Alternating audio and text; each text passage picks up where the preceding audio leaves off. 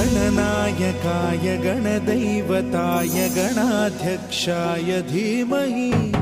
गुणशरीराय गुणमण्डिताय गुणेशानाय धीमहि